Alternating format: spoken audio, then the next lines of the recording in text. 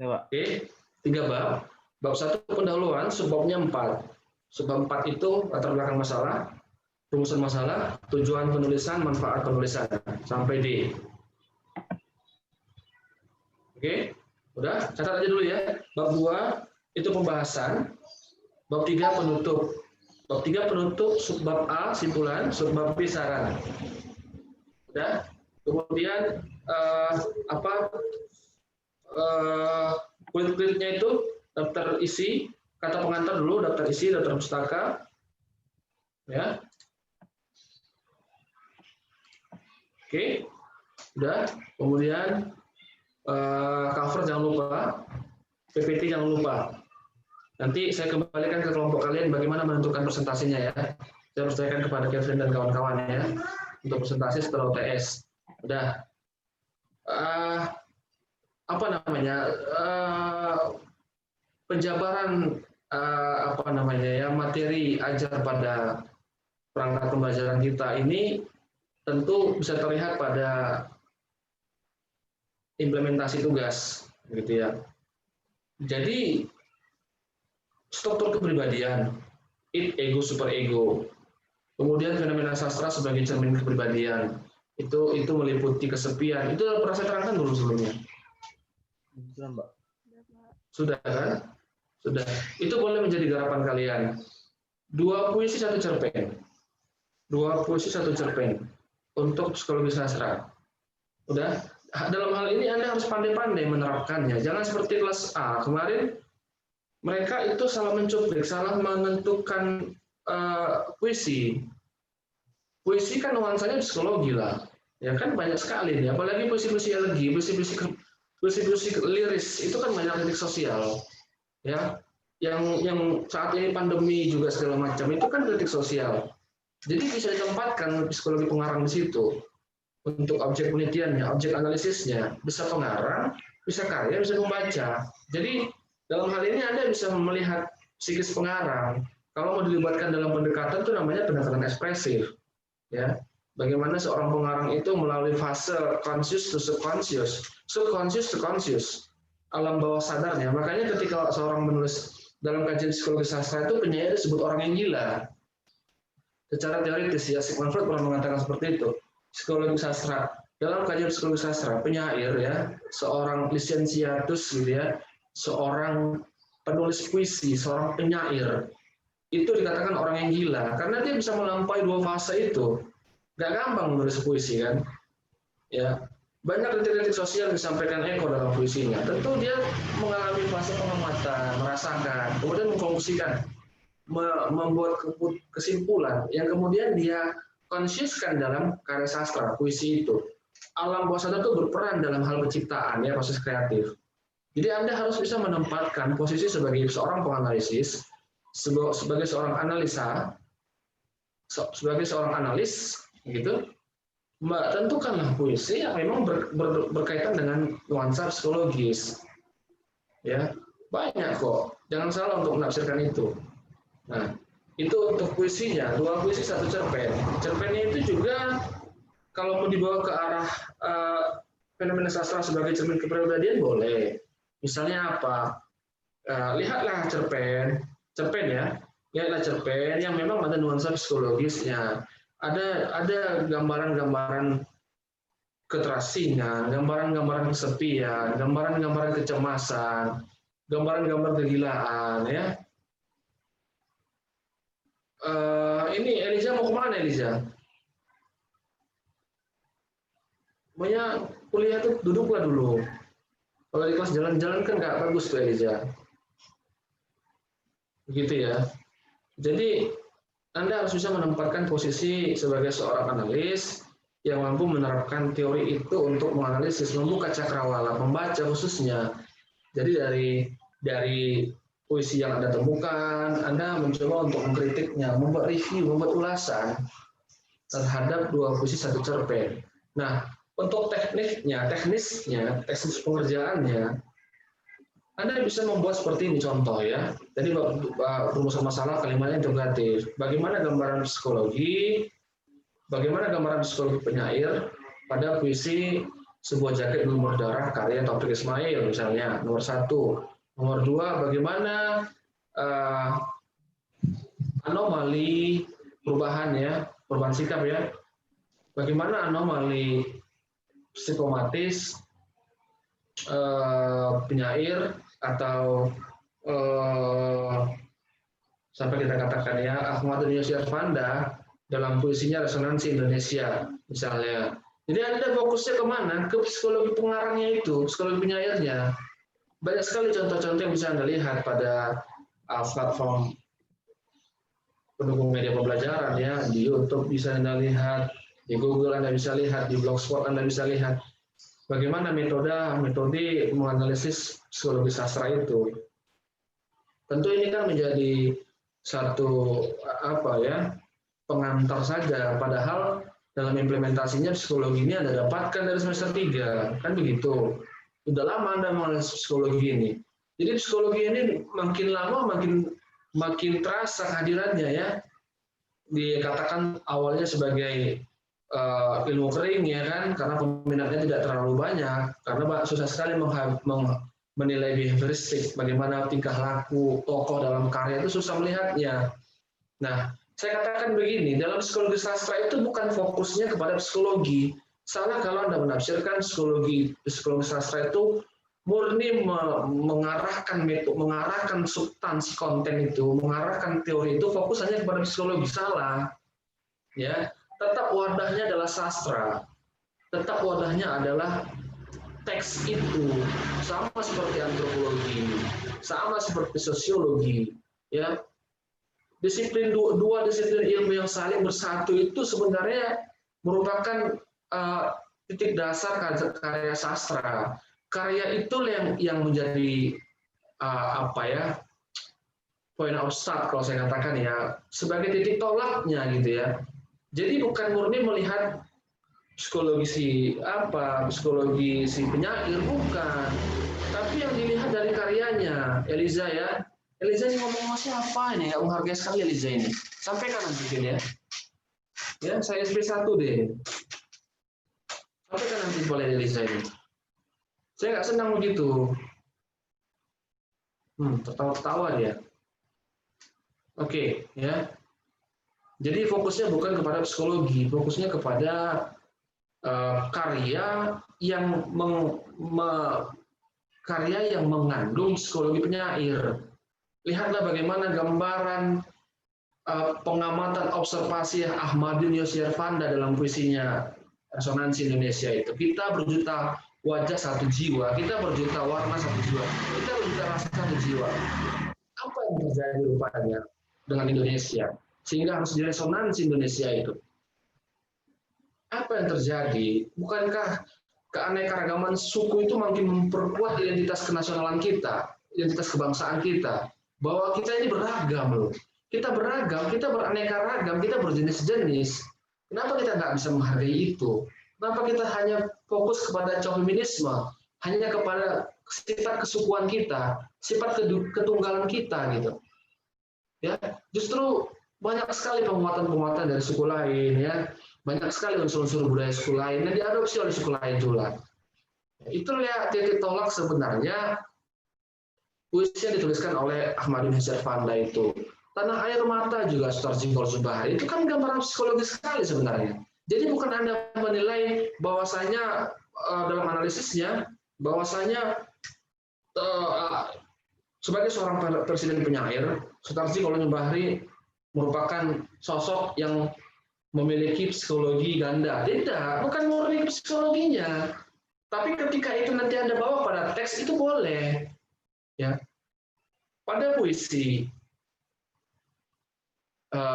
Tanah Air Mata karya Sutarji Qolsubahri terdapat sekali gambaran kekecewaan yang dialami oleh Sutarji. Terlihat pada kutipan berikut, tanah air mata tanah tumpah dukaku. Air mata tanah air kami, disinilah kami berdiri, menyanyikan lagu bla bla bla. Di balik etalase megah gedung-gedungmu, kami simpan nestapa. Di balik bla bla bla. Nestapa itu kan yang dia rasakan sebenarnya. Jadi Anda mengutipnya, menganalisisnya dari teks yang muncul, bukan dari psikologinya itu, gitu loh. Jadi acuannya adalah karya. Karya. Karya itu tadi apa? Ya, puisi itu. Ya, bukan murni kepada sosoknya, bukan murni kepada kepribadiannya, bukan. Sama halnya dengan cerpen. Ketika Anda menerapkan kajian struktur kepribadian ego, superego, Sigmund Freud dalam teorinya psikoanalisis itu, tentu Anda bukan menilai Sigmund Freud-nya, tapi tokoh yang dihidupkan oleh si penulis itu, oleh si cerpenis itu. Kan saya bilang kemarin gini, trilogi itu ya, penulis sebagai oknum kreatif, karya sebagai proses kreatif, pembaca sebagai oknum reseptif. Tiga ini bisa dijadikan objek penelitian, bisa sekali, kenapa tidak? Dalam antropologi itu bisa sekali. Warisan-warisan etnografi itu ya, penelitian yang berbasis budaya klasik dan modern, antropologi sastra. Begitu ya Bu Ita mengajarkan, karena RPS saya yang menyusun. Nah, jadi bagaimana melihat tokoh yang muncul dalam cerpen? Tentu dari bagaimana melihat kepribadian yang muncul dalam cerpen. Cerpen sudah murni teks ya, teks sastra kan, cerpen itu kan. Bagaimana melihat tokoh yang muncul? Bagaimana melihat gambaran psikomatis, gambaran kejiwaan pada cerpen? Dari eksistensi tokoh, ya kan? Ini prinsipnya naluri, prinsipnya biologis, mendesak dia, perlu penyaluran, itu it. Setiap dari kita punya itu. Datangnya nggak kita harapkan, datangnya nggak kita duga-duga, nggak kita sadari gitu. Sebagai contoh ya, penerapan dari teori inseksnya Sigmund Freud juga dalam hal seksualitas, ya kan? Seks itu kan nggak kita datang sini seks, enggak kan begitu.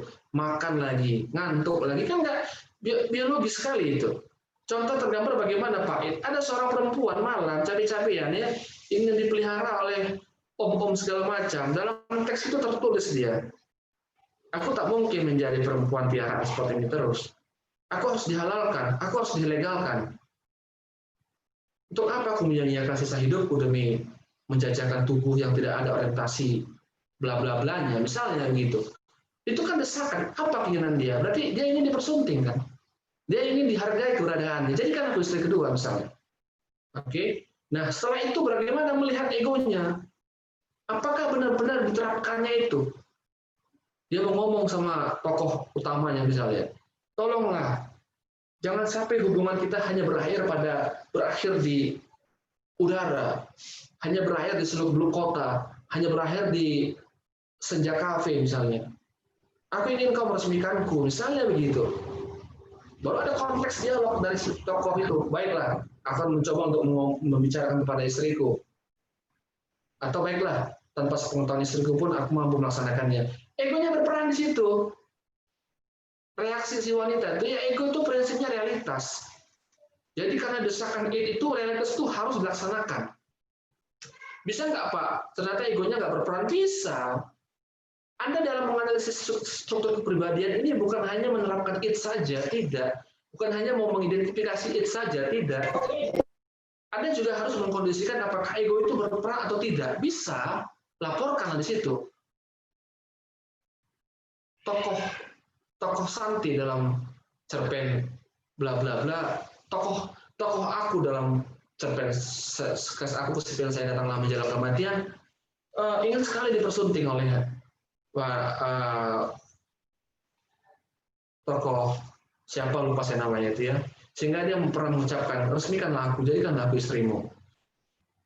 Bagaimana kau bisa menghargaiku bagaimana aku bisa menghargaimu kalau kau tidak bisa menghargaiku misalnya.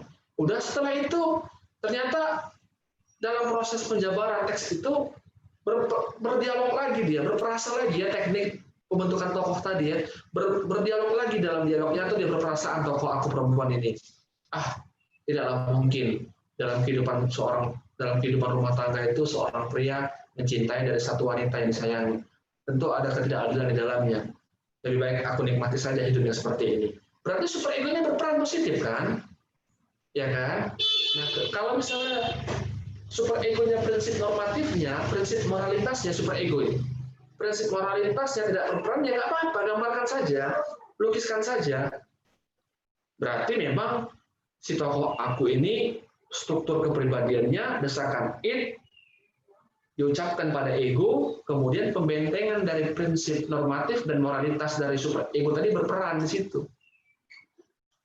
Nah, makanya Anda harus bisa benar-benar creative thinking, ya, kemudian critical thinking, berpikir kritis, membentuk konstruksi kalimat yang benar dalam menganalisis. Itu poinnya. Sebagai seorang mahasiswa sastra, yang profil lulusannya nanti Anda sebagai seorang ahli sastra, ahli bahasa, ahli komunikasi. Ini 3 profil lulusan kita yang sebenarnya ingin sekali saya jawab pada pertanyaan kita, sastra Indonesia menjadi apa? Pertanyaan siapa ya? Dari sini mungkin ya. Ya, atau ada Islambukmu itu. Menjadi apa lulusan ini? Itu tadi ya, ilmu sastra, ahli bahasa, ahli komunikasi. Dalam hal ini kan menerapkan penggunaan bahasa, menerapkan struktur kaidah kebahasaan yang benar dalam analisis kan bagianmu ini. Merevisi bahasa ini bagianmu. Jadi bukan hanya kau pandai berpuisi, kau pandai menulis saja. Nah, menjadi seorang penulis, menjadi seorang sastrawan tidak harus kau menduduki jabat kuliah sebagai mahasiswa sastra, tidak. Jadi bagaimana kamu mampu menerapkan teori yang telah kau dapatkan dalam perspektif kognitif itu, ya, pengetahuan dan cekokimu itu untuk menganalisis kasus problem based, ya. Dalam karya sastra banyak sekali kasus-kasus, ya, kasus-kasus kebahasaan, kasus-kasus realitas modern saat ini, ya, realitas populer saat ini banyak sekali. Ya, apalagi trennya berubah, stresernya bertambah, penekanan-penekanan bertambah, diluapkan dalam karya sastra. Bisa nggak bisa jadikan objek kajian psikologi sastra? Bisa. Justru itulah gambaran-gambaran kejiwaan, gambaran-gambaran psikis yang dituliskan oleh, direpresentasikan oleh penulis dari gambaran kehidupan nyata, dituliskannya ke dalam puisi, itu bisa menjadi objek kajianmu. Nah, jadi itu gambaran saya. Itu yang dapat saya sampaikan kepada kalian. Selebihnya kalian bisa bisa berkolaborasi, bisa berkooperatif dengan mencari sumber-sumber lain untuk menerapkan struktur ego dan superego seperti apa, ya. Kita nggak masuk ke dinamika kepribadian lah. Kalau dinamika kepribadian nanti ada asosiasi, nanti Anda akan memunculkan sifat kepsikologian, jadinya susah, ya. Jadi lebih baik saya mengarahkan kalian kepada psikologi dasar saja, ya. Sigmund Freud tadi boleh Anda libatkan, kemudian apa Anda boleh libatkan, fenomena sastra sebagai cermin kepribadian, banyak mau Anda kembangkan yang lain, boleh misalnya ketemu dengan fenomena sastra tadi kegilaan, bisa kecemasan, bisa terbelenggu masa lalu, tidak bisa move on, misalnya dalam cerpen banyak nggak banyak, itulah gambaran psikologi. Anda tinggal mendeskripsikan tokoh Kelvin dalam cerpen ini, boleh nggak Pak cerpen diterapkan itu? Boleh. Boleh nggak Pak cerpen menerapkan struktur kepribadian? Boleh. Boleh nggak Pak cerpen menerapkan fenomena sastra? Boleh. Apa indikatornya? Nanti saya temukan dalam karya itu, Pak. Belum bisa saya batasi apa saja, kan tidak mungkin mewajibkan harus ada keterasingan dalam cerpen yang mana, kan? Tergantung nanti hasil penelitian, kan? Hasil analisis, kan? Baca dulu baru ketemu, analisis, kan begitu, kan? Bukan kita harus memaksakan hadirnya itu pada cerpen tertentu, tidak seperti itu. Baik, sampai di sini ada pertanyaan? Saya, Pak. Silakan, Erani. Baik, izin membuktikan, Pak. Jadi sesuai apa yang telah Bapak jelaskan mengenai contoh-contoh bagaimana kita menganalisis karya sastra, saya menyimpulkan bahwasanya teori itu sangat diperlukan dalam menganalisis karya sastra tersebut. Jadi berbeda dengan pendapat seperti ini, Pak. Saya pernah membaca salah satu postingan dari akun yang bernama Juru Baca. Jadi Juru Baca ini sering memosting tentang bagaimana kesastraan. Nah, pada saat itu beliau ini memosting salah satu tulisan yang bertema kritik sastra. Jadi dalam tulisan ini beliau mengutip pendapat dari Pak Sapardi Djoko Damono dan Ibu Meliani. Nah, poinnya langsung Rani, poinnya. Iya, pendapat itu seperti ini, Pak. Pak Sapardi mengatakan bahwasanya ketika kita mengkritik sastra, kita tidak perlu teori. Nah, yang mau saya tanyakan itu bagaimana pendapat Bapak perihal pendapat dari beliau ini? Oke, ini berkembang nih pertanyaannya. Sayang sekali saya harus cepat keluar dari sini. Tapi berkaitan dengan teori psikologi ada pertanyaan nggak, Rani? Ya, saya jelaskan tadi, ada pertanyaan nggak kira-kira? Gini, Pak. Tidak, Pak. Oke. Kenapa, Kelvin? Ayo, silakan. 1 menit, Kelvin.